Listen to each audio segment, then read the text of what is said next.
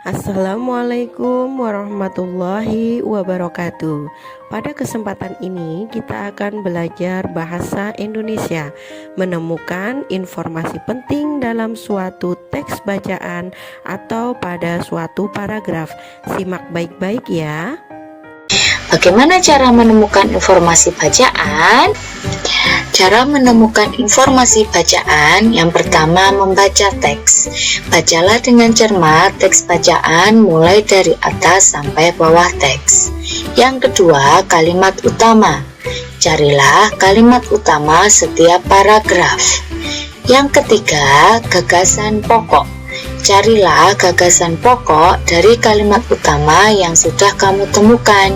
Gagasan pokok itu sama dengan kalimat utama, tapi kalian juga bisa meringkas kalimat utama agar lebih jelas dan lebih singkat untuk menjadi gagasan pokok. Yang keempat adalah kata kunci. Carilah kata kunci, yakni kata yang paling sering muncul di dalam paragraf atau bacaan. Dan yang terakhir adalah membuat pertanyaan. Buatlah pertanyaan dan cari jawabannya di dalam bacaan. Jawaban tersebut merupakan informasi penting yang ada di dalam bacaan. Sebelum buat pertanyaan, kita akan belajar dulu tentang kata tanya. Kata tanya bisa disingkat dengan singkatan adik, Simba, berapa. A untuk apa, misalnya benda apa yang sedang kamu bawa, ataupun kegiatan apa yang kamu lakukan di pagi hari.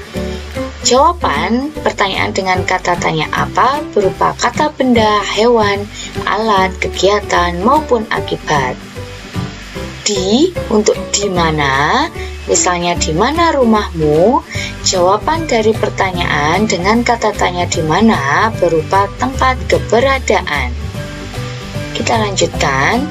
K untuk kapan, misalnya kapan kamu berulang tahun. Jawaban dari pertanyaan dengan kata tanya kapan berupa keterangan waktu.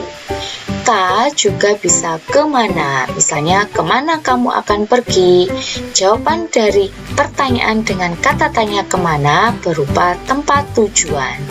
Bedanya dengan di mana, kalau kemana adalah tempat tujuan ya. Si untuk siapa, misalnya siapa nama ibumu, maka jawaban berupa nama orang. M untuk mengapa, misalnya mengapa kamu tidak masuk sekolah. Jawaban dari pertanyaan dengan kata tanya mengapa berupa alasan ataupun sebab. Ba untuk bagaimana, misalnya bagaimana kabarmu.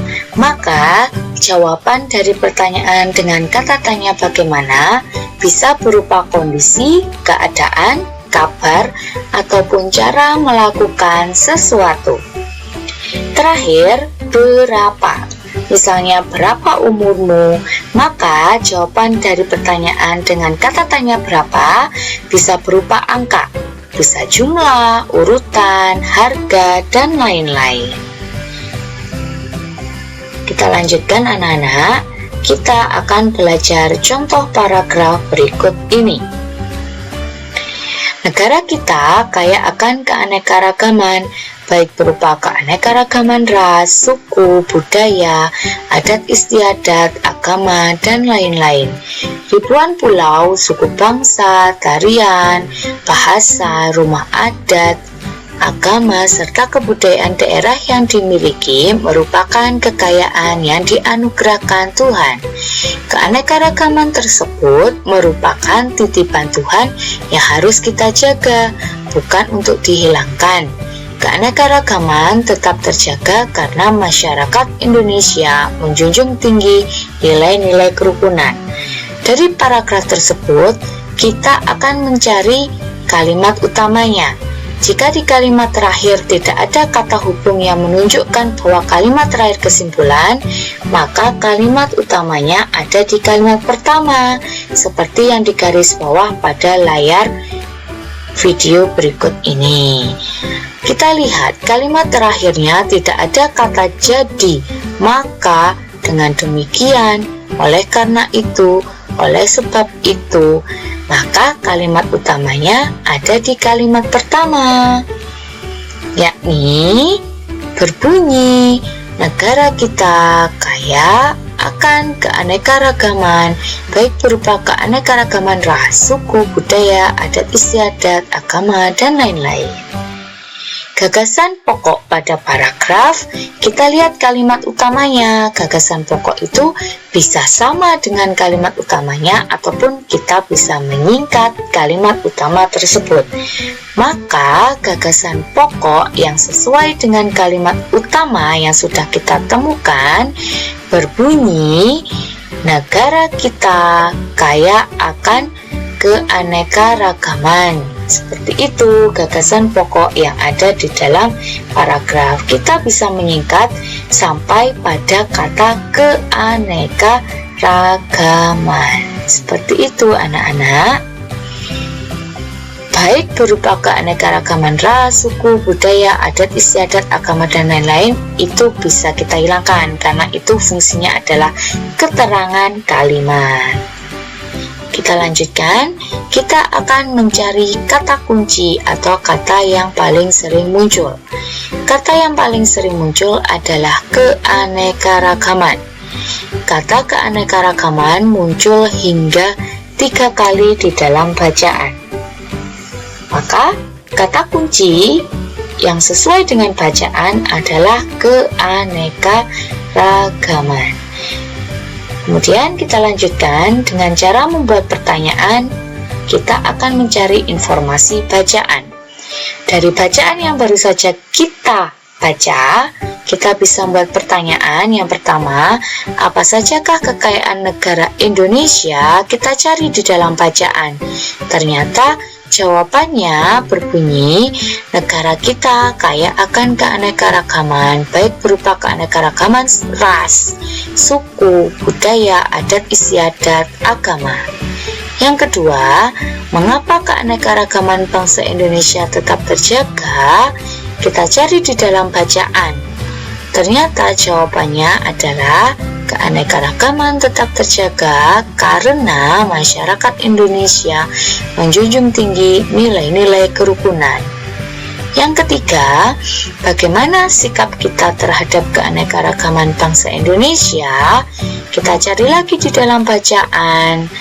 Kita cari jawaban yang sesuai dengan bacaan. Maka jawaban yang sesuai adalah keanekaragaman harus kita jaga, bukan dihilangkan. Dari ketiga pertanyaan tersebut, kita mendapatkan 3 jawaban.